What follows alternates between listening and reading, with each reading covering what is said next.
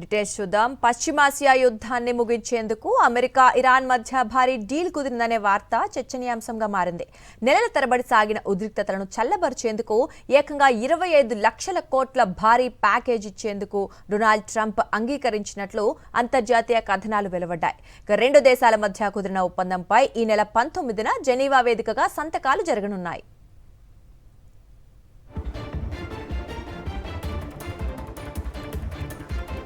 అయితే America Iran మధ్య కుదిరిన ముసాయిదా ఒప్పందంలో పలు కీలక అంశాలు పొందుపరిచారు. ఇరాన్కు సంబంధించి అమెరికా ఫ్రీజ్ చేసిన $24 బిలియన్ నిధులను 60 రోజుల్లో విడుదల చేయాలి. ఒప్పందం జరిగిన వెంటనే ఇందులో సగం చెల్లించాలి.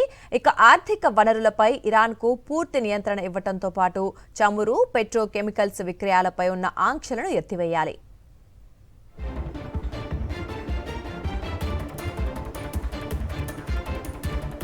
అయితే ఒప్పందంలో భాగంగా పునర్నిర్మాణ ప్యాకేజీ పేరుతో ఇరాన్కు $300 బిలియన్ ఇచ్చేందుకు అమెరికా అంగీకరించినట్లు తెలుస్తోంది.